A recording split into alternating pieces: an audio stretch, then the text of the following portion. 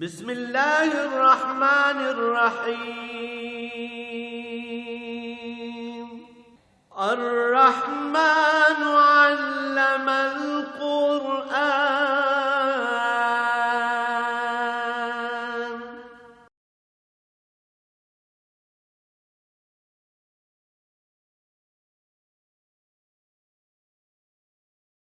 الحمد للہ رب العالمین والصلاة والسلام علی حبیبہ محمد وآلہ وصحبہ اجمعین.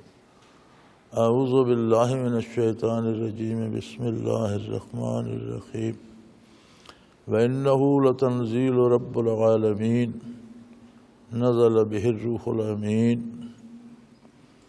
عَلَىٰ قَلْبِكَ لِتَكُونَ مِنَ الْمُنذِرِينَ بِلِسَانٍ عَرَبِيٍّ مُبِينٍ.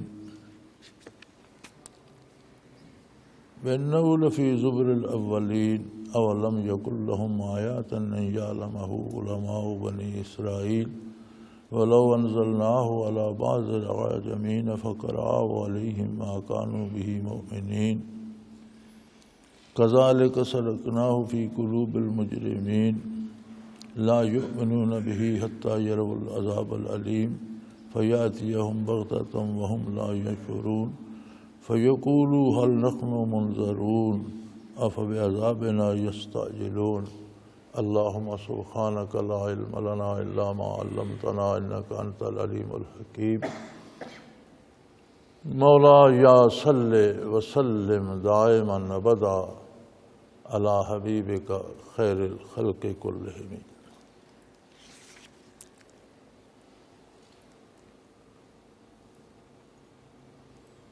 وَإِنَّهُ لَتَنزِيلُ رَبِّ الْعَالَمِينَ.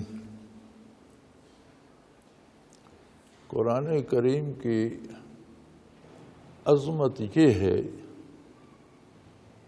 کہ یہ اللہ کریم کی طرف سے نازل فرمایا گیا ہے. وہ اللہ جو ساری کائنات کا پالنہار ہے، جو رب ہے ساری کائنات کا. ربوبیت کا تقاضا یہ ہے کہ ہر ضرورت مند کی ہر ضرورت ہر جگہ ہر وقت پوری کرے. وہ ہستی رب کہلانے کی مستحق ہے. اب ظاہر ہے ضرورت پوری کرنے کے لیے پہلے تو اسے قدرت ہو پوری کرنے پر، پھر اس کا علم اتنا وسیع ہو کہ ہر شے کی ہر ضرورت ہر وقت جانتا ہو، پھر اس کے پاس اتنی قدرت کاملہ ہو کہ ہر ضرورت مند کی ہر ضرورت پوری کرے. تو ساری مخلوق میں اس نے انسان کو شرف دیا. کیا شرف ہے انسان کا؟ اللہ کے جتنے جاندار زمین پر اللہ نے پیدا فرمائے، کیڑی سے لے کر بڑے سے بڑے جانور تک، سب کا ایک ہی نظام ہے. غذا تلاش کرتے ہیں، غذا کھاتے ہیں، رہنے کو ٹھکانہ بناتے ہیں، اولاد پیدا کرتے ہیں، مر جاتے ہیں. جانوروں میں بھی یہی ہے، پرندوں میں بھی یہی ہے، آبی جانوروں میں بھی یہی نظام ہے، انسان میں بھی یہی نظام ہے. تو پھر انسان اشرف کیسے ہو گیا؟ حلیے کی وجہ سے، شکل و شبات کی وجہ سے، قد کاٹ کی وجہ سے نہیں. کیا انسان کا دماغ اتنا اچھا ہے؟ اپنی ضرورت کے مطابق ہر جانور ہر ذی روح کو عقل دی گئی ہے. اور خرد کا کام ہی یہ ہے، عقل کا کام ہی یہ ہے کہ مادی زندگی کی ضرورتوں کو پورا کرنے کی دیکھ بھال کرے، ضرورتوں کو تلاش کرے. یہ ضرورت ہے، اسے پورا کرنے کا اہتمام کرے. تو پھر انسان میں شرف کیسے ہو گیا؟ انسان میں شرف یہ ہے کہ ساری مخلوق حکم کے تابع ہے. پوری مخلوق میں زمینی آسمانی فرشتوں سمیت ساری مخلوق حکم کی پابند ہے. حاکم کی بارگاہ کی طرف نگاہ اٹھانے کا کوئی مجال نہیں. اللہ کے حکم کے پابند ہیں، اس سے باہر نہیں جا سکتے، لیکن اللہ کون ہے، کیسا ہے، اس کی ذات کیسی ہے، اس کی صفات کیسی ہیں، یہ جرت کسی دوسری مخلوق میں نہیں۔ اللہ نے انسان کو شرف یہ دیا کہ اس میں نبوت پیدا کر، انبیاء صرف انسانوں میں ہوئے۔ نبوت وہ وصف ہے جو یہ سوال پیدا کرتا ہے کہ اللہ کی صفات، اللہ کی ذات کیسی ہے، اللہ کریم کیسے ہیں، ان کی عظمت کتنی ہے۔ گویا اللہ کی پہچان یا معرفت الہی کی استعداد صرف انسان کو دی گئی۔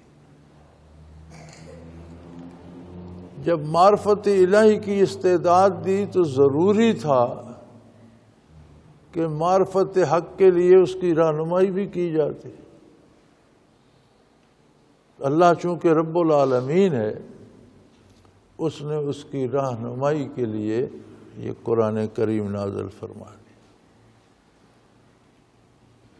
معرفت حق کی رہنمائی کے لیے یہ قرآن کریم نازل فرمائے۔ انہ لتنزیل من رب العالمین، تنزیل رب العالمین، یہ اللہ جو رب العالمین ہے اس کی ربوبیت کا تقاضا تھا کہ انسان کو جب یہ منصب دیا تو پھر اس کی رہنمائی کا بھی پورا اہتمام کیا جاتا، سو اللہ نے اس لیے قرآن کریم نازل فرمایا۔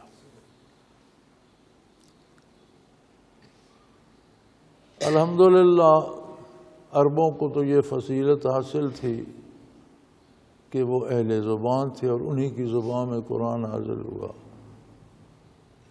لیکن ایک بڑی عجیب بات ہے، متعدد آیات میں یہ ملتا ہے کہ جب یہ آیہ کریمہ نازل ہوئی تو رسول اللہ صلی اللہ علیہ وآلہ وسلم نے صحابہ کرام سے پوچھا کہ اس کا مطلب جانتے ہو، سمجھ رہے ہو؟ تو نے کی اللہ و رسولہ عالم، اللہ اور اس کا رسول جانتے ہیں۔ تو اہل زبان اور بڑے بڑے ماہر اہل زبان حضرات جو تھے، حالانکہ مطلب بڑا عام فہم ہے قرآن کریم کا، لیکن انہوں نے زبان سے نہیں نکالا وہ مطلب مقصود ہے جو رسول اللہ صلی اللہ علیہ وسلم بیان فرمائے۔ چونکہ قرآن پہنچانا اور اس کا مطلب سمجھانا یہ منصب نبوت ہے۔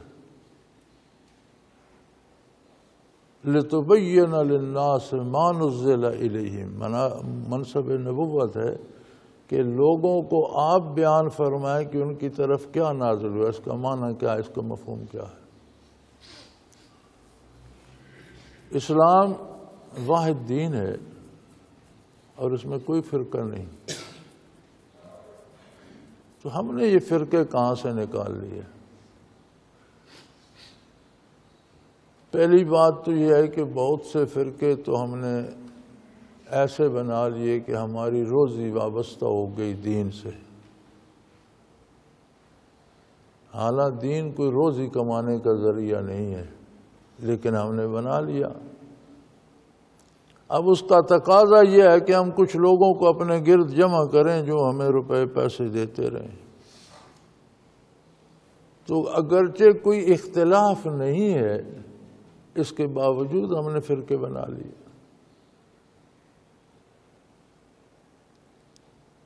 کچھ فرقے جو فرقے باطل ہیں، کچھ لوگ تو ایسے ہیں جو سارے حق پر ہیں، کسی نے کسی بات کا ایک پہلو اختیار کیا، کسی نے دوسرا کیا۔ جیسے ائمہ اربعہ ہیں تو ان میں کوئی اختلاف نہیں۔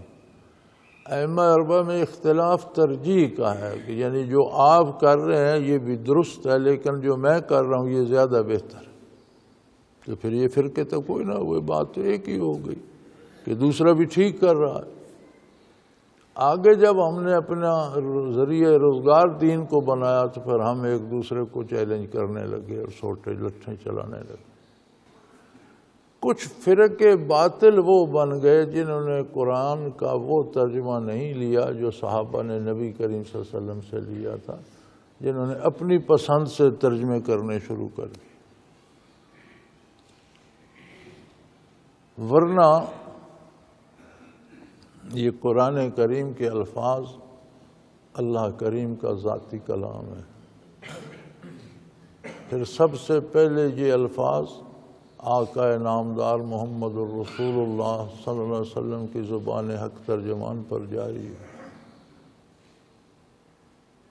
اور کتنا اللہ کا احسان ہے کہ بعین ہی وہی الفاظ اسی زیر و بم کے ساتھ امت مسلمہ کے پاس ہیں اور قیامت تک رہیں گے کہ اللہ کریم جس نے قرآن نازل فرمایا اس نے اس کی حفاظت کا بھی ذمہ لے لیا۔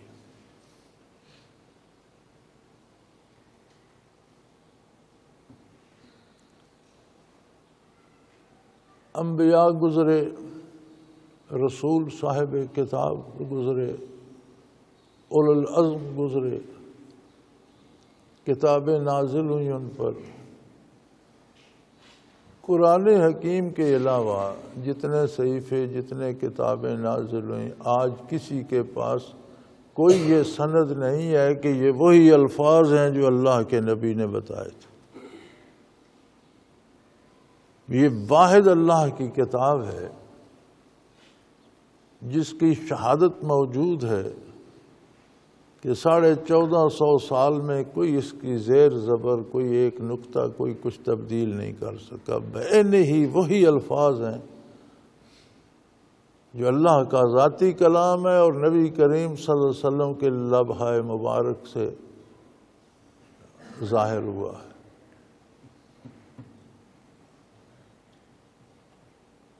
اے اللہ، کتنی شیرینی ہے ان میں۔ ہدایت تو ہے، معرفت حق ہے، لیکن ان میں شیرینی اور لذت بھی بہت ہے کہ اللہ کا ذاتی کلام ہے، پھر رسول اللہ صلی اللہ علیہ وسلم کی زبان حق ترجمان سے جاری ہوا۔ اب یہ ہماری قسمت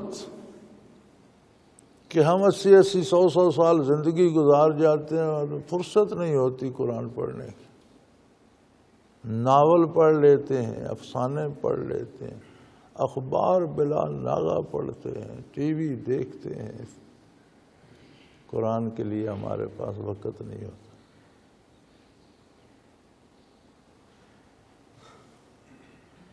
شاید ہمارا کردار ایسا ہے کہ اللہ ہمیں اسے پڑھنے کی توفیق ہی نہیں دیتا۔ تو یہ معمولی کتاب نہیں ہے، یقیناً یہ کتاب اللہ کی طرف سے نازل فرمائی گئی ہے۔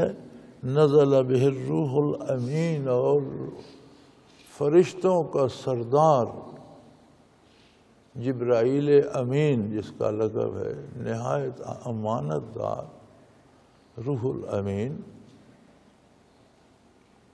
اور تمام ملائکہ کا سردار اسے آسمانوں سے لے کر نبی کریم صلی اللہ علیہ وسلم تک پہنچانے آیا ہے۔ اس کی شان یہ ہے کہ ملائکہ کا جو سردار ہے اور نہایت امین و امانت دار ہے، اس نے اسے آقا نامدار صلی اللہ علیہ وسلم تک پہنچایا۔ کیسے پہنچایا؟ علی قلبک لتکون من المنذرین، آپ کے قلب اطہر پر۔ یہاں تو ہم تو کہتے ہیں سارا نظام عقل چلاتی ہے اور عقل و خرد کے حساب سے چل رہا ہے، تو قرآن اتنی عظیم کتاب اور کائنات کے ہر فرد و بشر کی رہنمائی کے لیے، اس کے نیکی کے انجام اور برائی کے انجام کی خبر دینے کے لیے، تو یہ دماغ پر کیوں نازل نہیں ہوا، عقل پر کیوں نازل نہیں ہوا؟ کائنات میں ساری مخلوق میں بے مثل و بے مثال ذات آقا نامدار حضرت محمد الرسول اللہ صلی اللہ علیہ وسلم۔ نہ آپ جیسا حسن کوئی دوسرا اللہ نے تخلیق فرمایا، نہ آپ جیسا ہر عضو بدن کسی اور کو نصیب ہوا، اسی طرح جس طرح آپ کا دماغ عالی ہے، کوئی دوسرا اس کی مثال دماغ بھی اللہ نے پیدا نہیں فرمایا۔ اتنے عالی دماغ پر نازل کیوں نہیں ہوئی؟ انسان دو چیزوں کا مرکب ہے، بدن اور روح۔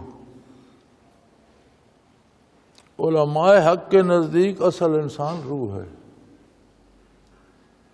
جب انسان کا ذکر کیا جائے تو مراد روح ہوتی ہے، اس لیے کہ روح کے آنے سے پہلے بھی انسان کا کوئی وجود نہیں ہوتا، اور روح بدن سے چلی جائے تو اسے پھر کوئی انسان نہیں کہتا، پھر اسے میت یا لاش یا مردہ کہتے ہیں۔ کسی کا والد فوت ہو جائے تو یہ نہیں کہتا کہ ابا جی کو غسل دیا جائے، وہ کہتا ہے جی میت کو غسل دیا جائے۔ بیٹا فوت ہو جائے تو کوئی یہ نہیں کہتا میرے بیٹے کو غسل، کہتے ہیں میت کو غسل دو، میت کو دفن کرو۔ روح الگ ہو جائے پھر اسے انسان کو نہیں کہتا۔ روح اس زمین و زمان کی مخلوق نہیں ہے۔ فرمایا کل الروح من امر ربی، روح عالم امر سے متعلق ہے۔ جہاں دائرہ تخلیق ختم ہوتا ہے، مخلوقات کی حد ختم ہوتی ہے، اس سے آگے عالم امر ہے۔ اور یہ روح کیسی اللہ کی تخلیق ہے جس کا بنیاد، جس کی پیدا ہونا عالم تخلیق میں نہیں عالم امر میں ہے۔ یہ عجیب بات ہے، وہاں کیسے اللہ نے پیدا فرمائی؟ فرمایا وَمَا أُوتِيتُم مِّنَ الْعِلْمِ إِلَّا قَلِيلًا، تم اس راز کو نہیں سمجھ سکتے، یہ تمہارے علوم کی حد سے بالا تر ہے۔ تمہارے لیے اتنا جاننا کافی ہے کہ روح امر سے ہے۔ امر سے کیسے ہے؟ فرمایا اس کا تو تمہیں علم ہی نہیں دیا گیا، تمہارے علوم دائرہ تخلیق میں ختم ہو جاتے ہیں۔ انسان مخلوق ہے، اس کا علم بھی مخلوق اور محدود ہے، اور دائرہ تخلیق میں ختم ہو جاتا ہے، اور یہ عالم امر سے ہے، تو یہ تمہارے علوم سے بالاتر بات ہے۔ ما اوتیتم من العلم الا، جس علم کو تم بہت زیادہ سمجھتے ہو وہ بہت تھوڑا سا ہے، تمہارے پاس زیادہ علم نہیں ہے۔ اب دماغ جو ہے یہ مادی ہے، بدن بھی مادی ہے، مادے سے بنا ہے۔ دماغ اس لیے ہے کہ سارے بدن کی ضروریات کا ادراک کرے اور ان کی تکمیل کا اہتمام کرے۔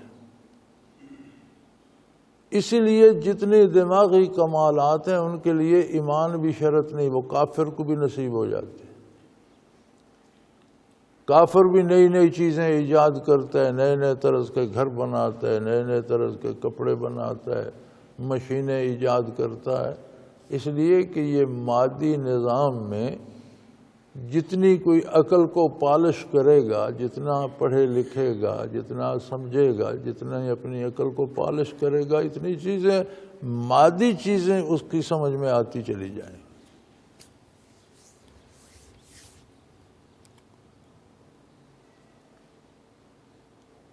اس میں ایک اور بات بھی عرض کر دوں کہ جو لوگ مجاہدے کرتے ہیں اور جنگلوں میں چلہ کشیاں کرتے ہیں اور تنہا رہتے ہیں، کم سوتے ہیں، کم کھاتے ہیں، مشقت کرتے رہتے ہیں، تو ان کے ان مجاہدوں سے جو دل پر چربی ہوتی ہے وہ پگھلتی رہتی ہے اور دل میں چمک سی آ جاتی ہے اور وہ دور تک چیزیں دیکھنے لگ جاتا ہے۔ یہی اس کا حاصل ہے، لیکن وہ صرف مادی چیزیں دیکھ سکتا ہے۔ ہو سکتا ہے کوئی جوگی یا کوئی چلے کاٹنے والا مسلمان یا ہندو بھی، غیر مسلم بھی، یہودی عیسائی بھی مجاہدے اور چلے کاٹ کر اسے کچھ کشف ہو جائے۔ کشف کا معنی ہوتا ہے پردہ ہٹ جانا، لیکن اسے کشف صرف دنیا کی چیزوں کا ہوگا۔ جیسے آپ ٹیلی فون سے دور کی آواز سن سکتے ہیں، وہ اپنے کشف سے دور کی آواز سن لیں گے۔ جیسے آپ ٹی وی سے دنیا کے دوسرے سرے پر دیکھ رہے ہوتے ہیں، وہاں گیم ہو رہی ہوتی ہے، لائیو پروگرام چل رہا ہوتا ہے، اسی وقت وہاں گیم ہو رہی ہوتی ہے، اسی وقت آپ دیکھ رہے ہوتے ہیں۔ ہندو یا مسلمان کا فرق نہیں ہے، مومن یا کافر جو بھی چلا کشیاں کرے گا، اسے یہ چیزیں جو مادی وسائل سے نظر آ سکتی ہیں اسے ان وسائل کے بغیر نظر آتی رہیں گی۔ یہی کمال ہے ان چلا کشیوں کا۔ اور انسانی دماغ میں یہ استعداد ہے، لیکن یہ کوئی کمال نہیں ہے۔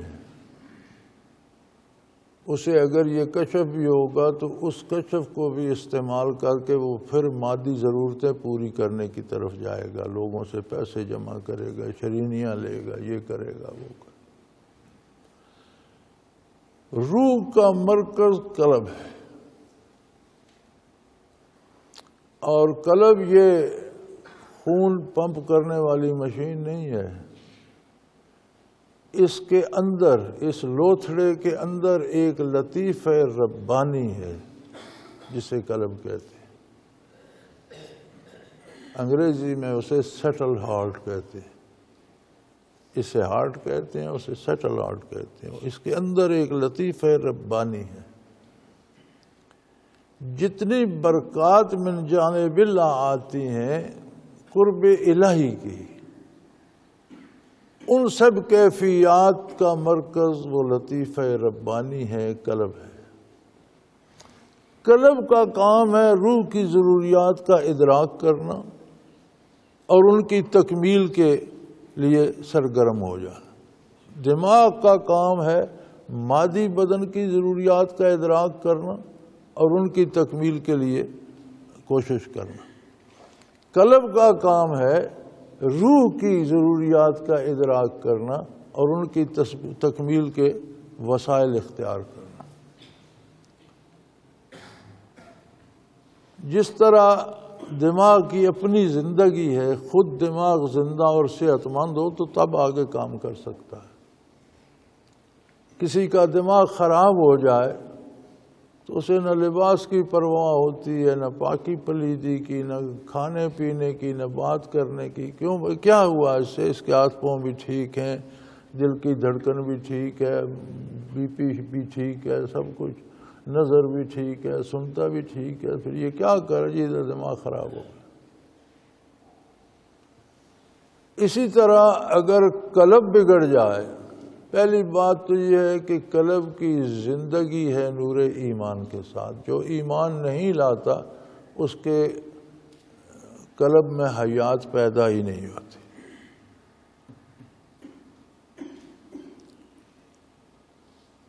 جب ایمان لاتا ہے بندہ تو اس کے قلب میں حیات پیدا ہوتی۔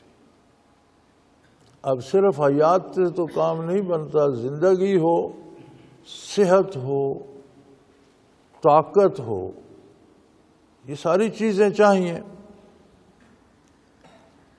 جیسے بدن کی طاقت، صحت غذا دوا سے بنتی ہے، اسی طرح قلب کی طاقت اللہ کی یاد سے، اللہ پر ایمان سے زندہ ہوا۔ پھر اللہ کی یاد کیا ہے؟ سب سے پہلی اللہ کی یاد عملی ہے کہ وہ اللہ کے احکام پر عمل کرے۔ احکام عمل کرنے کے لیے احکام کا جاننا شرط ہے۔ پھر علم ضروری ہو گیا کہ فرض کا جاننا فرض ہے، سنت کا جاننا سنت ہے، واجب کا جاننا واجب ہے، نوافل کا جاننا نفل ہے۔ عالم اور متبحر مولانا بنے نہ بنے، ضروریات کو جانتا ہو، حلال حرام سے واقف ہو، فرائض سنن واجبات سے واقف ہو، روزمرہ کے معمولات کو جانتا ہو، تو جتنے صاف ستھرے، جیسے جتنی صاف غذا بدن کو ملے گی اتنا دماغ صحت مند ہوگا، جتنا اعمال میں خلوص ہوگا، صاف ستھرے ہوں گے، اتنا قلب صحت مند ہوگا۔ اب یہ کلام جو ہے اس میں کمال یہ ہے، اللہ کا کلام ہے، اس میں کمال یہ ہے کہ جہاں اس نے ذکر قلبی کا حکم دیا، جہاں اس نے عبادات کو ضروری قرار دیا، وہاں اس نے پوری مادی زندگی کا ایک ایسا نظام دے دیا کہ جس کا کرنا عملاً ذکر الہی ہے. یعنی حلال طریقے سے روزی کماتا ہے تو وہ عبادت بھی ہے. جہاں روزی سے بدن کو طاقت ملتی ہے تو وہ عمل چونکہ حلال ہے تو اس سے اپنی روح کو بھی غذا ملتی ہے. بات کرتا ہے دائرہ اخلاق کے اندر کرتا ہے، اور اس لیے کرتا ہے کہ میرے اللہ اور میرے نبی کا حکم ہے کہ اخلاق کے اندر رہو. تو بات بھی مزیدار ہے، بدن کو بھی سہولت ملتی ہے، عزت ملتی ہے، اور روح کو بھی غذا ملتی ہے، وہ عبادت بھی ہے. یعنی اس کتاب کا کمال یہ ہے کہ ساری زندگی کے ہر عمل کا وہ طریقہ بتایا جو صحیح ترین ہے، اور جو صحیح طریقہ ہوتا ہے اس کام کے کرنے کا وہ سب سے آسان ہوتا ہے، آسان بھی ہے اور پھر وہ عبادت بھی ہے. روزی کماتا ہے، کپڑا بنواتا ہے، بچے پالتا ہے، والدین کی خدمت کرتا ہے، بہن بھائیوں سے اچھے معاملات رکھتا ہے، معاشرے کی خدمت کرتا ہے، اللہ کی مخلوق پر رحم کرتا ہے. تو کام تو اسے کرنا ہی ہے، ہر کام اس کا عبادت بن جاتا ہے، ساتھ روح کی بھی تربیت ہوتی رہتی. تو قرآن حضور کے قلب اطہر پہ نازل ہوا تاکہ آپ لوگوں کو ان کی نافرمانی کے انجام سے آج آگاہ کر دیں. پتہ تو سب کو چل جائے گا، جب آنکھ بند ہوگی تو آنکھ کھل جائے گی، موت آئے گی تو برزخ اور آخرت سامنے آ جائے گا، سب کو پتہ. لیکن اس وقت پتہ چلنے کا فائدہ کیا؟ عمل کا وقت تو گزر چکا ہوگا، نہ اس وقت توبہ ہو سکتی ہے، نہ اس وقت کام ہو سکتا ہے. تو آپ کا منصب عالی یہ ہے، اور قرآن کی برکت یہ ہے کہ جس کا نقصان موت کے بعد اسے پتہ چلنا ہے، آپ اسے آج بتا دیں کہ آج اسے توفیق ملے تو وہ توبہ کر لے، اپنی اصلاح کر لے، اللہ کریم سے معافی مانگ لے، آئندہ نیکی کر لے. تو یہ کتنا بڑا احسان ہے اس رب جلیل کا. وہ تو کسی کا محتاج نہیں، محتاج تو ہم ہیں. اس نے بنا دیا، راستے بتا دیے، جو جس کا جی چاہے کرتا رہے، بھگت لے گا. اتنی عظیم ہستی جس کی مثال پیدا نہیں کی، اسے ہمارے ہم جیسے خطا کاروں کے پاس بھیج دیا کہ انہیں بر وقت بتا دو، یہ کرو گے تو یہ نقصان اٹھاؤ.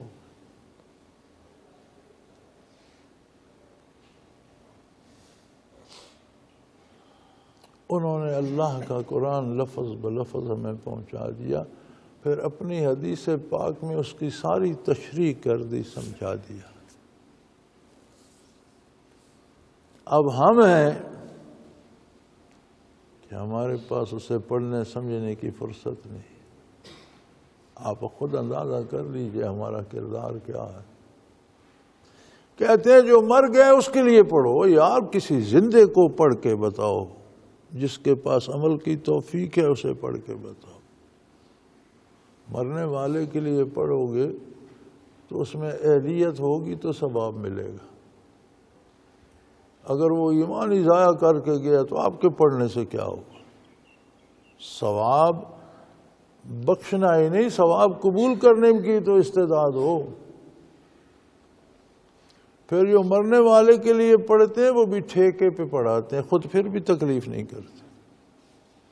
جو ٹھیکے پہ پڑھایا جاتا ہے، قرآن پڑھایا اور اسے کھانا دے دیا یا پیسے دے دیے تو ادلا بدلا ہو گیا. آپ نے پیسے دے دیے، اس نے قرآن پڑھ دیا، خرید و فروخت برابر ہو گئی، ثواب تو بنا کوئی نہیں. مردے کو کیا ملے گا؟ ہم نے کھانا دے دیا، حلوہ کھلا دیا، گوشت کھلا دیا، 10-12 بندوں نے قرآن ختم کر دیا. ہم نے ان کو قیمت دے دی کھانے کی صورت میں، انہوں نے ہمارے معاوضہ پورا کر دیا پڑھنے کی صورت میں. میت کے لیے کیا بچا؟ اسی لیے فقہ میں متعین ہے کہ بیمار پر شفا کے لیے قرآن پڑھاتے ہو تو اس کی اجرت دینا جائز ہے، لینے والے کے لیے حلال ہے. وہاں قرآن کا ثواب مقصود نہیں، بیمار کی شفا مقصود ہے، آپ بطور دوا کر رہے ہیں. مکان بناتے ہیں، گھر بناتے ہیں، دکان بناتے ہیں، گاڑی خریدتے ہیں، کہتے ہیں اس پر قرآن ختم کر دو، تو وہاں برکت مراد ہے، اجرت لینا بھی جائز ہے، دینا بھی جائز۔ میت کے لیے تو خالص ثواب چاہیے۔ ثواب تب ہوگا جب للہیت ہوگی، اللہ کی رضا کے لیے پڑھیں گے، کسی سے اجرت نہیں لیں گے، تو وہ ہمیں مرنے کے بعد بھی بس ایسے ہی لوگ مذاق ہی کر دیتے ہیں، فائدہ اس کا بھی کوئی نہیں ہو، ثواب بنتا ہی نہیں، ملے گا کیا؟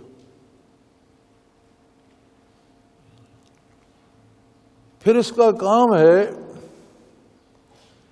کہ روح کی حیات کو سنبھالے۔ ایمان نہیں ہے تو مردہ ہے، مردے کو کیا پتہ روح کون بلا ہے اور میں نے اس کا کیا کرنا۔ ایمان نصیب ہوتا ہے تو اس میں حیات آ جاتی ہے۔ صرف حیات سے کام نہیں بنتا، ایک بچہ بھی زندہ تو ہے لیکن وہ بیچارہ خود کو نہیں سنبھال سکتا، اسے جوان رانا ہونا چاہیے، طاقتور ہونا چاہیے تاکہ جو چاہتا ہے وہ کر سکے۔ یہ طاقت آتی ہے اللہ کے ذکر، اللہ کی عبادت سے اور اللہ کے رسول کی اطاعت سے۔ جتنے خلوص سے جتنی اطاعت الہی کرے گا، اتباع رسالت کرے گا، اتنا مضبوط گرانڈیل جوان ہوگا اور روح کی ضروریات کو سمجھ بھی سکے گا، ان کو پورا بھی کرے گا۔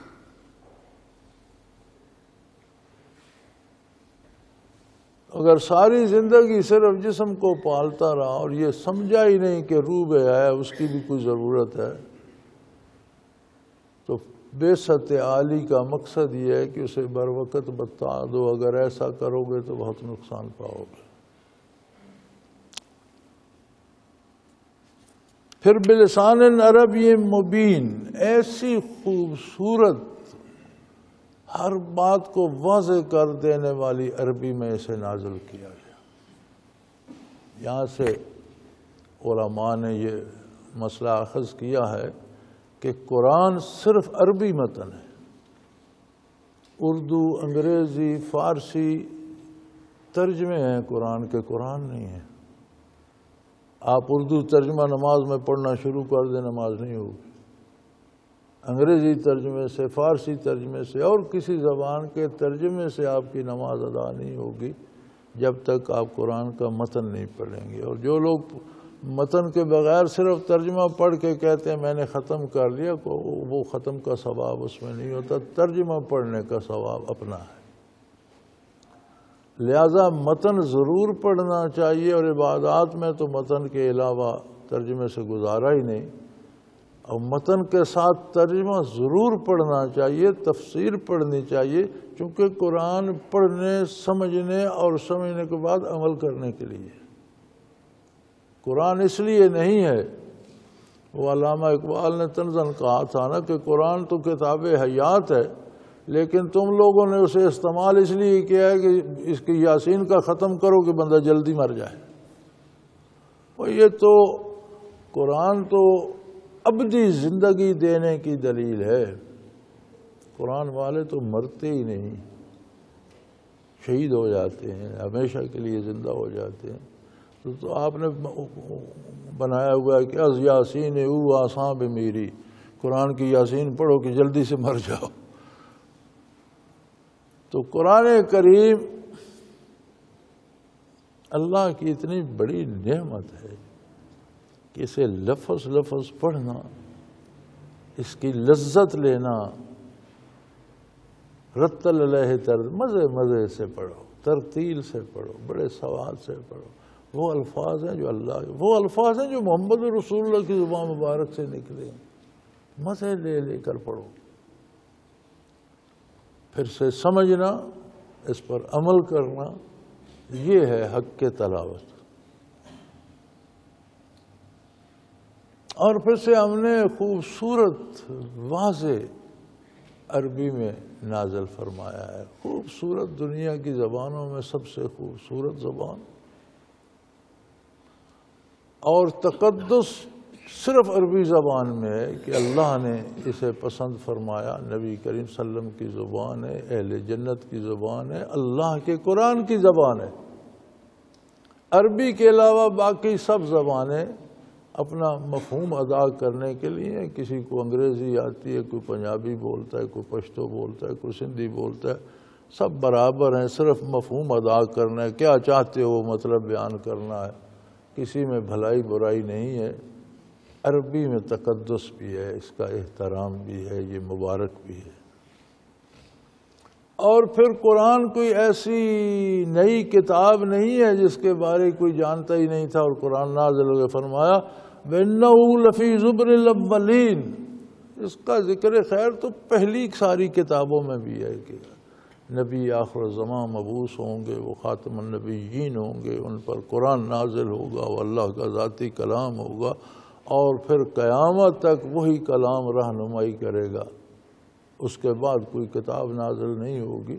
یہ ساری وَإِنَّهُ فِي زُبُرِ الْأَوَّلِينَ، جو پہلے کتابیں نازل ہوئیں ان سب میں یہ باتیں موجود تھیں، کوئی اچنبے کی بات نہیں ہے کہ قرآن نازل ہو گیا اور کوئی اسے جانتا نہیں تھا۔ جن لوگوں نے اللہ کی کتابیں پڑھی ان پہلی کتابوں میں بھی سارا ذکر خیر موجود تھا۔ اولم یکن لہم آیات ان یعلمہ علماء بنی اسرائیل، کیا یہ دلیل کم ہے کہ بنی اسرائیل کے علماء جو اب بھی تم لوگوں میں نزول قرآن کے وقت بھی جو موجود ہیں یہ بھی جانتے ہیں کہ پہلی کتابوں میں موجود تھا کہ نبی آخر زمان پر اللہ کی آخری کتاب نازل ہوگی۔ یہ کوئی انوکھی بات نہیں ہے۔ جو کتابوں سے اللہ کی نازل کردہ کتابوں سے جو واقف ہیں وہ سارے جانتے ہیں۔ وَلَوْ نَزَّلْنَاهُ عَلَى بَعْضِ الْأَعْجَمِينَ، اگر ہم اس عربی قرآن کو کسی غیر عرب پہ نازل فرما دیتے، بات عجیب سے لگتی کہ پتہ نہیں یہ آپ تو عربی ہے نہیں، اس نے یہ کہاں سے عربی کس سے سیکھی، کس طرح یہ بنا لی، جوڑ لی۔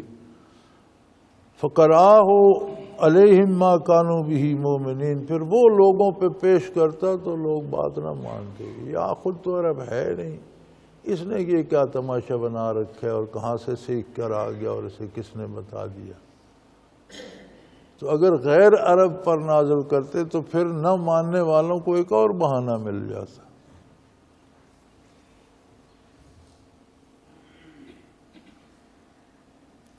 كَذَلِكَ سَلَكْنَاهُ فِي قُلُوبِ الْمُجْرِمِينَ، اس طرح سے یہ باتیں ہم جرم کرنے والے کے دلوں میں گاڑ دے، سلکنا، ٹھونس دیتے ہیں، گاڑ دیتے ہیں۔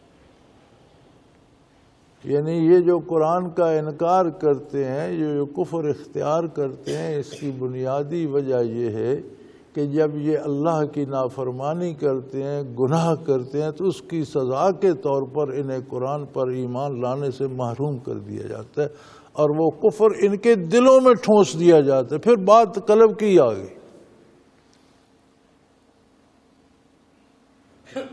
فی قلوب المجرمین، ہم کفر کو بدکاروں کے دلوں میں ٹھونس دیتے ہیں۔ یہ جو ہم ساری عمر قرآن نہیں پڑھتے، اس کا ترجمہ پڑھنے کی کوشش نہیں کرتے، بلکہ ایک اور بڑی مزے کی بات ہے، ہمارے عہد کے اکثر جو پیر صاحبان ہیں جو روحانیت سے یا قلب کی قوت سے یا روح کی ضرورت سے واقف نہیں ہے، رسماً گدی نشین بن گئے، تو وہ منع کرتے ہیں قرآن کا ترجمہ نہ پڑھنا۔ بھئی کیوں؟ پڑھو گے تو کافر ہو جاؤ گے۔ کمال ہے، قرآن سے کوئی کافر ہوتا ہے تو پھر ایمان کس بات سے لائے گا؟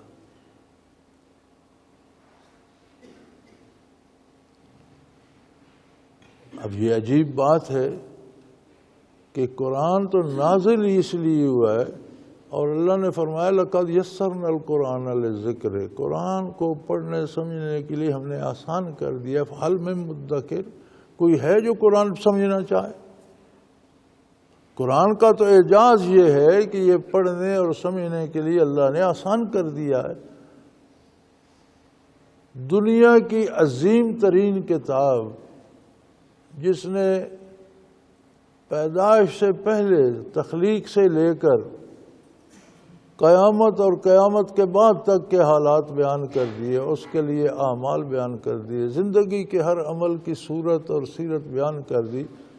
اتنی عظیم کتاب فرمایا ہم نے اتنی آسان کر دی ہے کہ جو چاہے وہ سمجھ سکتا ہے۔ یسرنا القرآن، قرآن کو ہم نے آسان کر دیا ہے۔ حل میں مدکر، کوئی ہے جو سمجھنا چاہے؟ لیکن ہماری معرومی یہ کہ ہماری عمریں گزر گئیں، پڑھنے کی فرصت نہیں ملی، اور پڑھا ہے اگر تو پھر سمجھنے کی تو ضرورت ہی نہیں سمجھی۔ اس کا سبب کیا ہو سکتا ہے؟ یہ آیہ کریمہ بتا رہی ہے کذالک سلکناہ فی قلوب المجرمین، گناہ گاروں کے دلوں میں ہم نے قرآن سے دوری اور قرآن سے انکار ٹھونس دیا ہے، جیسے کوئی میخ گاڑ دی جاتی ہے۔ تو کہیں ہماری بدکاری اور ہمارے برے اعمال تو ہمیں قرآن سے دور نہیں لے گئے؟ یہ ہم سب کو سوچنا ہوگا، مجھے بھی، آپ کو بھی۔ ہم دوسروں کے بارے بڑا سوچتے ہیں، وہ اپنا جواب سب اللہ کو خود دیں گے۔ اپنے بارے فکر کیجئے اور دیکھیے ہماری زندگی میں قرآن کریم کا کتنا عمل دخل ہے، ہم کتنا قرآن پڑھتے ہیں۔ اگر پڑھتے ہیں تو اسے سمجھنے کی کوشش کرتے ہیں، پھر اس پر عمل کتنا کرتے ہیں۔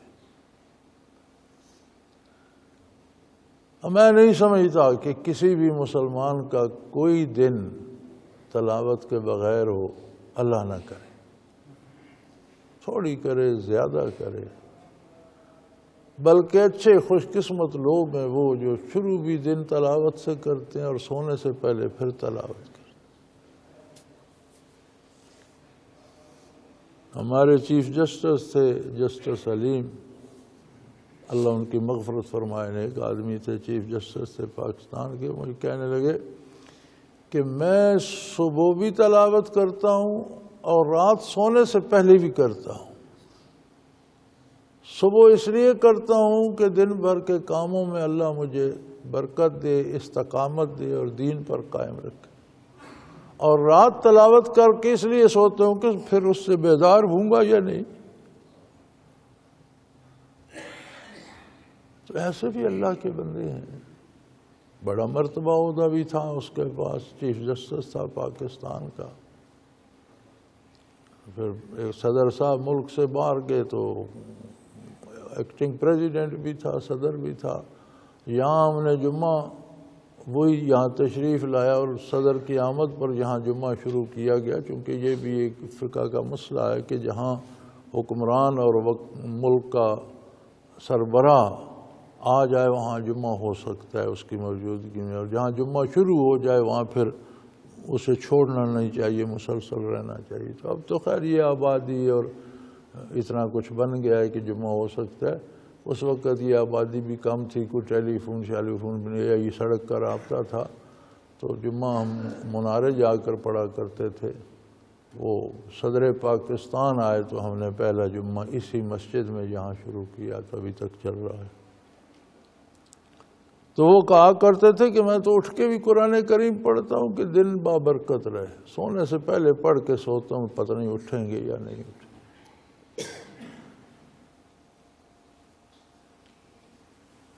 تو فرمایا یہ جو بدکار ہیں جنہیں قرآن کی سمجھ نہیں آتی، پڑھنا نہیں چاہتے، ان کے دلوں میں انکار ہم نے ان کے کردار کی وجہ سے، ان کی برائی کی وجہ سے ٹھونس دیا ہے۔ لا یؤمنون بہ حتی یروا العذاب العلیم، انہیں توفیق نہیں ہوگی قرآن کو ماننے کی جب تک یہ آخرت اور آخرت کا عذاب عند الموت یا برزوں میں جا کر دیکھ لیں گے، نہیں لیں گے۔ جب دیکھیں گے تو احساس ہوگا، اس وقت فرصت نہیں ہوگی، وقت گزر چکا ہوگا۔ فَيَأْتِيَهُمْ بَغْتَةً وَهُمْ لَا يَشْعُرُونَ، اور آخرت کا بڑا عجیب نظام ہے، کسی کو پتہ ہی نہیں ہوتا، دم سے موت آ جاتی۔ کوئی بیمار بھی پڑا ہو تو صحت کی امید میں اس کے سارے گھر والے بھی اور دوست احباب بھی بیٹھے ہوتے ہیں کہ ابھی ٹھیک ہو جائے گا، اسے بھی توقع ہوتی ہے میں ٹھیک ہو جاؤں۔ صحت مند کو تو فکر ہی نہیں ہوتی، لیکن آخرت ایسی ہے کہ صحت مند کو بھی بیٹھے بیٹھے دبوچ لیتی ہے اور بیمار کو بھی اپنی گود میں سمو لیتی ہے. تب اچانک پھر ان کی آنکھ کھلتی ہو یہ کیا ہو گیا. فَيَأْتِيَهُمْ بَغْتَةً وَهُمْ لَا يَشْعُرُونَ انہیں سمجھ ہی نہیں آتی اور اچانک موت آ لیتی ہے. پھر کہتے ہیں فَيَقُولُوا هَلْ نَحْنُ مُنظَرُونَ پھر کہتے ہیں یا اللہ ہمیں کوئی مہلت نہیں ملے گی. ہمیں اب سمجھ آئی کیا کرنا چاہیے کیا نہیں کرنا چاہیے. ہمیں اب سمجھ آئی کہ اعمال کا نتیجہ کیا ہوگا. ہمیں اب سمجھ آئی ہے کہ قرآن پڑھنے کا کیا ہے اور سمجھنے کا کیا اجر ہے اور عمل کرنے کا کیا اجر ہے. تو وہاں دنیا میں تو ہمیں کوئی پتہ ہی نہیں چلا. اب سمجھ آئی. اب اگر ہمیں مہلت دے دے تو ہم جا کے ساری کمی پوری کر لیں گے. جواب ہوگا أَفَبِعَذَابِنَا يَسْتَعْجِلُونَ تم وہی لوگ نہیں ہو جو دنیا میں کہتے تھے کہاں ہے عذاب لے آؤ. ہمیں جو ڈراتے ہو یہ عذاب آ جائے گا وہ عذاب لے آؤ. تم تو فرمایا تم تو میرے عذاب کے لیے بڑے جلدی کرتے تھے کہ دکھاؤ ہمیں عذاب کہاں ہے اور لے آؤ. أَفَرَأَيْتَ إِن مَّتَّعْنَاهُمْ سِنِينَ آپ نے دیکھا ہم نے انہیں برسوں مہلت دی. کوئی 50 60 70 80 100 200 سال تک یہ زندہ رہے. یہ میں نے انہیں مہلت دی. انبیاء بھیجے ان کے پاس کتابیں نازل کی. اس وقت انہیں نے مان کر نہیں دیا. اب کہتے ہیں فرصت دے دو.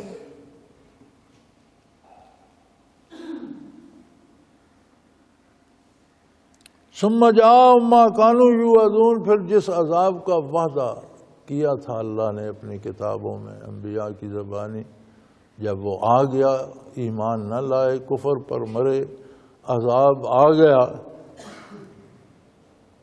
اب شور کرتے ما اغنی عنہم ما كانوا يمتعون. اب جو دنیا میں یہ بڑا اکڑتے تھے میرے پاس اختیار ہے اقتدار ہے حکومت ہے میرے پاس دولت ہے میرے پاس قوت ہے میرے پاس طاقت ہے. اب اس کا کیا فائدہ کس کام ہے. یہ جو ساری زندگی دولت اور اقتدار کے پیچھے سرگرداں رہے اور انہیں میرا قرآن پڑھنے سمجھنے کی عمل کی توفیق ہی نہ ہوئی. اب وہ عہدے وہ مرتبے وہ حکومتیں وہ دولت وہ مال وہ طاقت اب وہ کہاں ہے کس کام آئی.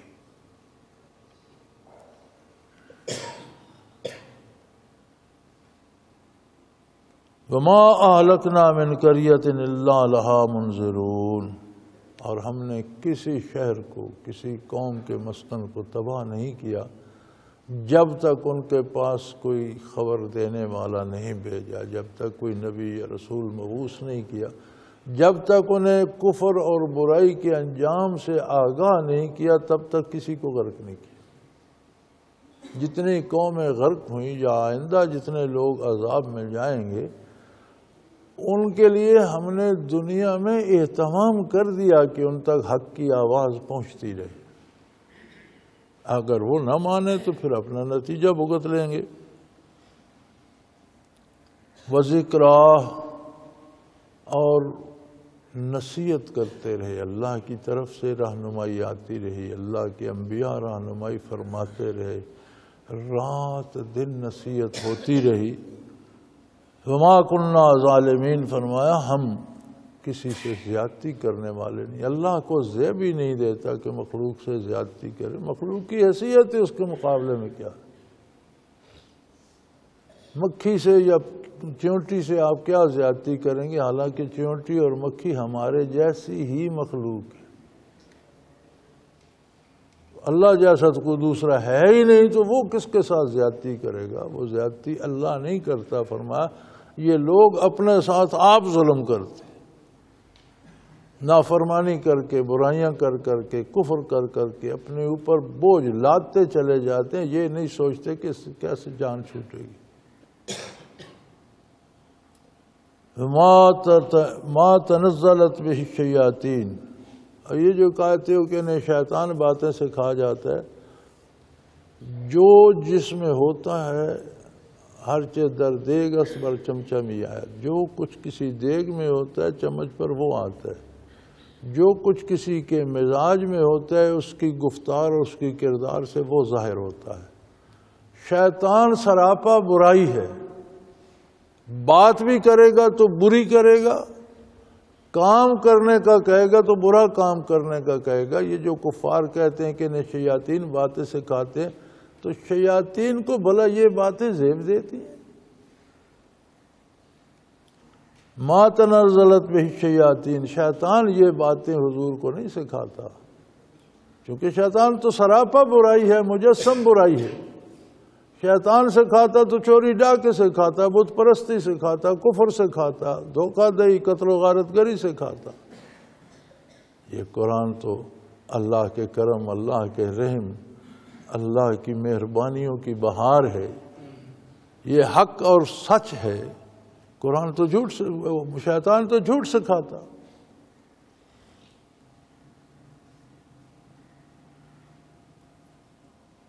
ما تنزلت بہ الشیاطین، شیطان اس کو لے کر نہیں ہے۔ ما ینبغی لہم ما یستطیعون، اور شیطان کا یہ کام ہی نہیں، اسے زیب ہی نہیں دیتا۔ وہ برائی کا مرکز ہے، وہ اچھائی کیسے کر سکتا ہے؟ اور اس کو اس کی طاقت بھی نہیں۔ یہ بڑی عجیب بات ہے۔ شیطنت یہ ہے کہ برائی کے لیے کو فوراً تیار ہو جائے اور نیکی کے لیے سوچنا شروع کر دے کہ مجھ سے نہیں ہوتی۔ فرمایا شیطان کا تو حال یہ ہے کہ اس سے ہوتی ہی برائی ہے۔ نیکی کی استطاعت تو وہ کھو چکا جب اللہ کی نافرمانی کی، نیکی کی اور بھلائی کی طاقت ختم ہو گئی۔ اب وہ مجسم برائی ہے، وہ برائی ہی کر سکتا ہے، نیکی کر ہی نہیں سکتا۔ انہم عن السمع لمعزولون، چونکہ شیاطین کو اللہ نے نیک بات سننے سے بھی محروم کر دیا ہے۔ نیک بات کہنا تو دور کی بات ہے، اس پر عمل کرنا اور مشکل ہے۔ انہیں تو نیک بات سننے سے بھی محروم کر دیا گیا ہے، یعنی شیطان کی یہ سزا ہے کہ وہ بھلی بات سن بھی نہیں سکتا، گوارا ہی نہیں کرتا۔ قرآن کریم تو حق ہے، اور وہ قرآن نہ سن سکتا ہے نہ پڑھ سکتا ہے۔ جہاں پڑھا جا رہا وہاں سے بھی جہاں تک آواز جاتی ہے وہ بھاگ جاتا ہے۔ قرآن رو لے کر کہاں آئے گا؟ وہ تو قرآن کے سننے سے بھی اللہ نے اسے محروم کر دیا ہے۔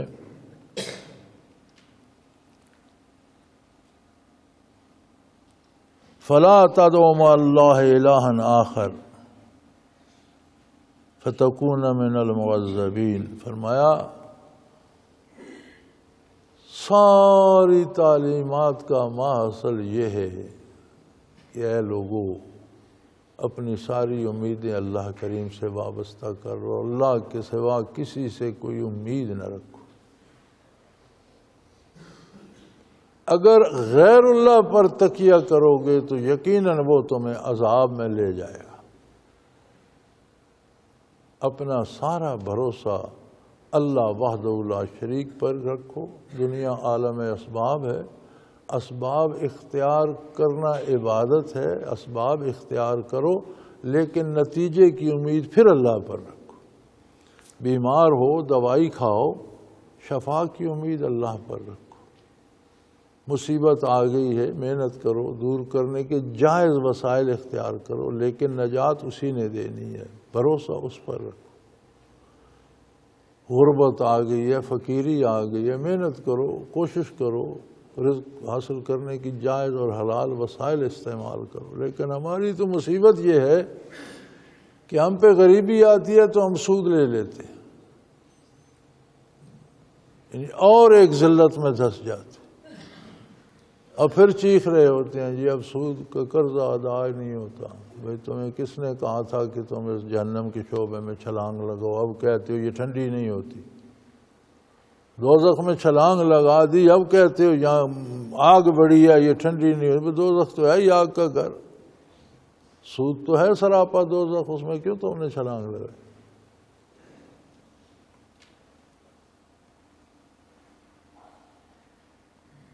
وَأَنذِرْ عَشِيرَتَكَ الْأَقْرَبِينَ، اور اپنے قریبی لوگوں کو بھی آگاہ فرمائیے۔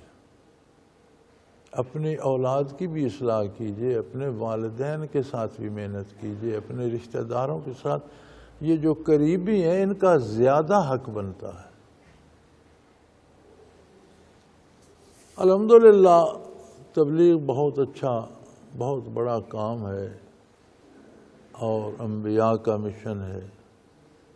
تبلیغ ہی دین ہے کہ اللہ کی بات بندوں تک پہنچائی جائے، رسول اللہ صلی اللہ علیہ وسلم کے ارشادات لوگوں تک پہنچائے جائیں. لیکن تبلیغ کے زیادہ مستحق آپ کے گھر والے اور آپ کے رشتہ دار اور پھر آپ کی بستی والے سب سے پہلے. گھر میں حرام پکتا رہے، جھوٹ بولا جائے، بچے چوریاں کرتے رہیں، آپ سفر کرتے رہیں میں تبلیغ کر رہا ہوں، تو یہ تو الٹا سا فارمولہ ہوگا کہ آپ کے اپنا وجود ہے، بچے جزو بدن ہوتے ہیں، اہل خانہ جزو بدن ہوتے ہیں، رشتہ دار جزو بدن ہوتے ہیں. تو آپ اپنے ہاتھ پاؤں غلاظت سے بھرے ہوئے ہیں اور لوگوں کو کہہ رہے ہیں صفائی کرو، صفائی اچھی چیز ہے، صفائی اللہ کو. بھائی اپنی بھی تو کرو. تو قرآن نے یہ قاعدہ دیا ہے وَأَنذِرْ عَشِيرَتَكَ الْأَقْرَبِينَ، اپنے قریبی رشتہ داروں کو پہلے بات پہنچائیے، ان کا حق بنتا ہے. پھر اگر وہ صحیح نہیں ہوں گے تو ہر فرد کی زندگی میں اس کے اقرباء و اعزاء کا بڑا دخل ہوتا ہے. اگر وہ بدکار ہوں گے تو آپ کی زندگی میں بھی کہیں نہ کہیں وہ بدکاری کا رنگ گھولتے رہیں گے. لہذا اپنے ماحول کو پاک کیجئے، اپنے گھر کو، اپنے خاندان کو. وَاخْفِضْ جَنَاحَكَ لِمَنِ اتَّبَعَكَ مِنَ الْمُؤْمِنِينَ، اور جو ایمان لا کر آپ صلی اللہ علیہ وسلم کا اتباع اختیار کریں، آپ ان پر اپنی شفقت فرمائیے، انہیں پیار کیجئے، ان پر مہربانی فرمائیے اور انہیں اپنے بازوؤں میں لے لیجئے.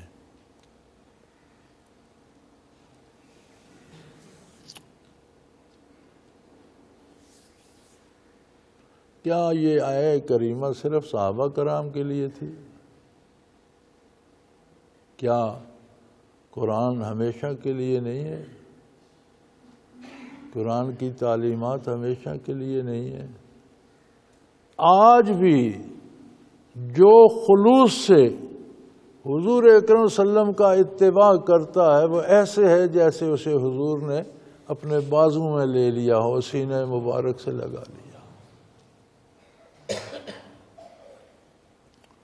جاننے والوں کے لیے تو یہ بہت بڑا انعام ہے، دو جہاں سے بڑھ کر انعام ہے. وَاخْفِضْ جَنَاحَكَ لِمَنِ اتَّبَعَكَ مِنَ الْمُؤْمِنِينَ، جو ایمان لا کر آپ کی اطاعت کر لیں ان کو اپنے بازو میں لے لیں.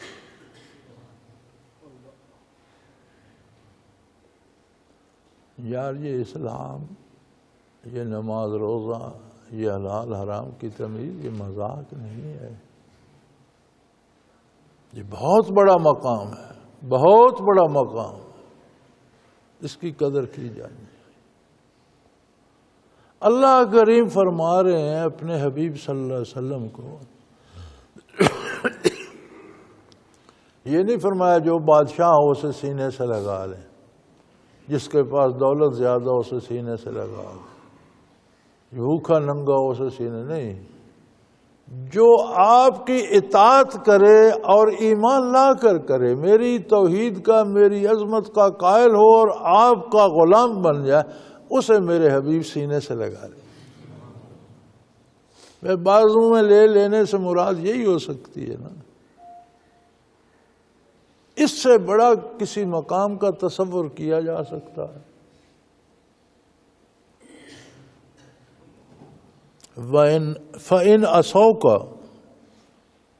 لیکن اگر لوگ آپ کی پیروی نہ کریں، آپ کی نافرمانی کریں، آپ کا حکم اور ہو وہ کام اور کریں، فَقُلْ إِنِّي بَرِيٌّ مِّمَّا تَعْمَلُونَ، تو انہیں بتا دیجئے جو تم کر رہے ہو میں اس سے الگ ہوں، میرا تمہارے ساتھ کوئی تعلق نہیں. مثبت منفی دونوں پہلو آ گئے. غریب ہے، فقیر ہے، پھٹے کپڑے ہیں، بھوکا ہے، مفلس ہے، آپ کا اتباع خلوص سے کرتا ہے میرے حبیب سینے سے لگا لیجیے. حکمران ہے، دولت مند ہے، آپ کا اتباع کرتا ہے. یہ نہ دولت معیار ہے، نہ اقتدار معیار ہے، نہ مفلسی معیار ہے، نہ غریبی، نہ امیری، نہ بیماری، نہ صحت. جو آپ کی غلامی کر لے اسے سینے سے لگا لیجیے، اور جو آپ کی غلامی نہ کرے اسے اعلان کر بتا دیجیے کہ تیرا میرے ساتھ کوئی تعلق نہیں. فَإِنْ عَصَوْكَ فَقُلْ إِنِّي بَرِيءٌ مِّمَّا تَعْمَلُونَ. جو آپ کی نافرمانی کرے اسے بتا دیجئے کہ تیرا میرے ساتھ کوئی تعلق نہیں. وَتَوَكَّلْ عَلَى الْعَزِيزِ الرَّحِيمِ. اور بھروسہ اس مالک پہ رکھیے جو غالب ہے اور جو رحم کرنے والا ہے. اگر گناہگار زندگی گزار رہے ہیں، انہیں مہلت مل رہی ہے، ان کے پاس توبہ کی فرصت ہے، اور کریں نہ کریں اللہ نے انہیں اختیار دیا ہے، تو یہ اللہ کی رحمت ہے کہ انہیں مہلت مل رہی ہے. اور وہ قادر ہے، چاہے تو جسے چاہے جب چاہے پکڑ لے، کوئی اس سے چھپا ہوا نہیں ہے.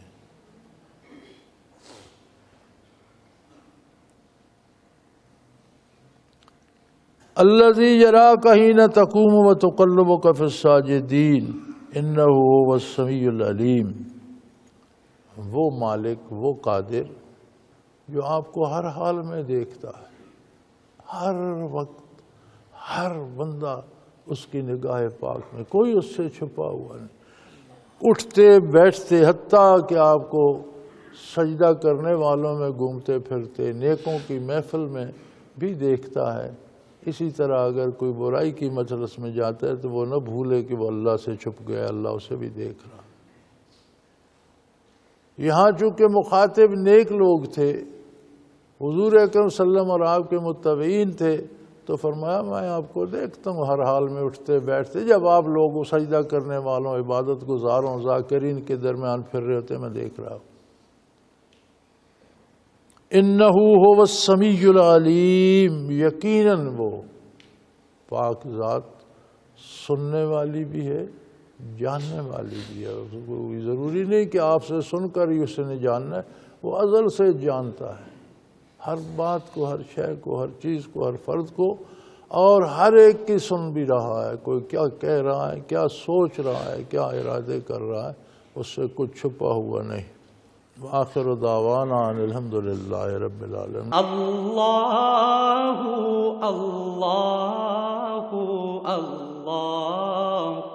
اللہ اللہ اللہ اللہ اللہ اللہ. حضرت امیر محمد اکرم آوان مد ظلہ العالی دارالعرفان منارہ ضلع چکوال میں سالہ سال سے قرآن و حدیث کے اوپر خطابات کر رہے ہیں اور سلسلہ نقشبندیہ اویسیہ کے مطابق لوگوں کو ذکر الہی کی تربیت دے رہے ہیں. وہ قرآن پاک کی تفسیر ترتیب وار بیان کر رہے ہیں. تفسیر قرآن کو وہ موجودہ ملکی اور بین الاقوامی حالات کے مطابق بیان کرتے ہیں. موٹر وے سے کلر کہار کے انٹرچینج سے نکلتے ہوئے، کلر کہار کی جھیل سے ہوتے ہوئے میانی، بوچھال اور نور پور سے گزرتے ہوئے دارالعرفان منارہ پہنچ سکتے ہیں.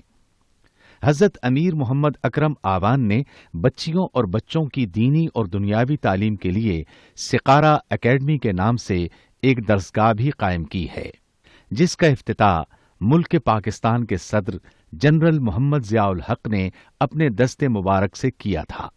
وہ تمام احباب جو اسلام کی طلب رکھتے ہیں ان سے گزارش ہے کہ دارالعرفان منارہ ضلع چکوال میں امیر محمد اکرم آوان صاحب کے خطابات سے مستفید ہوں. وہ ہر جمعے کو نماز سے پہلے بیان فرماتے ہیں. ہر ماہ کی پہلی اتوار کو ماہانہ اجتماع ہوتا ہے جس میں آپ خصوصی خطاب فرماتے ہیں اور پاکستان کے چاروں صوبوں سے احباب اس اجتماع میں شرکت کرتے ہیں. اس کے علاوہ یہاں سال میں 2 مرکزی اجتماعات بھی ہوتے ہیں، ایک رمضان المبارک میں اعتکاف کا اجتماع اور دوسرا جولائی اور اگست میں 40 دن کا اجتماع ہوتا ہے جس میں روحانی تربیت کی جاتی ہے. اپنا خون سیماب دے کر اتنا ہم کر جائیں گے، نام آقا کا چمن میں پھر رقم کر جائیں گے۔